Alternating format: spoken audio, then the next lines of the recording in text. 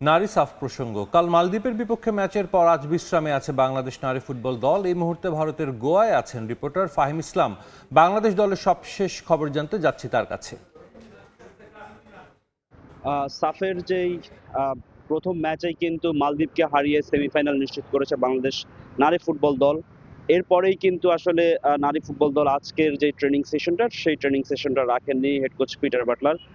Team হোটেলে আসলে ফুটবলাররা রয়েছেন তারা কিন্তু রিকভারি সেশন করে কিন্তু আসলে তারা আজকে দিন পার করবেন, এবং কি একটু পরে আসলে একটা মিডিয়া সেশন রাখা হয়েছে যেখানে দলের বর্তমান অবস্থা বা ইনজুরি বা বিভিন্ন বিষয় নিয়ে আপডেট দিবেন দুটি প্লেয়ার সেখানে আসবেন।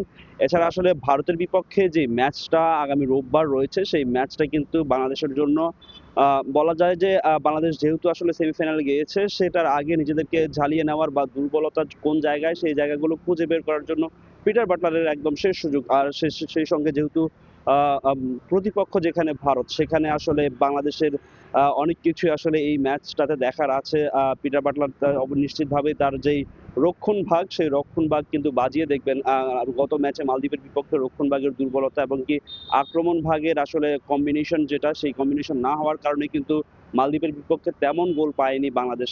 সেখানে আসলে ভারতের বিপক্ষে কিছুটা পরীক্ষা নিরীক্ষা করবেন বাটলার। এছাড়াও আসলে যেই ম্যাচ রয়েছে সামনে সেমিফাইনাল, সেই সেমিফাইনালে কিন্তু আসলে বাংলাদেশের শক্ত প্রতিপক্ষ হতে পারে। সেখানে আসলে ইনজুরি থেকে ফিরে আসা যেই ফুটবলাররা রয়েছেন মনিকা চাকমা এবং কি শিউলি আজিম, তাদেরকে নিশ্চিতভাবে দলে পেতে চাইবেন হেড কোচ পিটার বাটলার। গতকাল প্রেস কনফারেন্সে তিনি বলেছেন যে এই দুই ফুটবলার কিন্তু আসলে না থাকার কারণেই কিন্তু তার দলের যেই সক্ষমতা বা শক্তিমত্তা তা অনেকটাই কমে গেছে। তিনি দুই ফুটবলারকে আসলে বাজিয়ে দেখেছেন মালদ্বীপের বিপক্ষে, কিন্তু তারা প্রত্যাশা অনুযায়ী পারফর্ম করতে পারেননি, যার কারণে ফার্স্ট হাফেই তাদেরকে উঠিয়ে নেওয়া হয়েছে।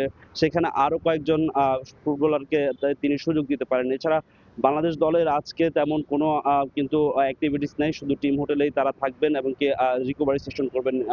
এবং কি বাংলাদেশের যে টিম হোটেলের যে আপডেটটি সেটি হচ্ছে যে বাংলাদেশের এখন পর্যন্ত দলের তেমন কোনো ইনজুরি সমস্যা নেই।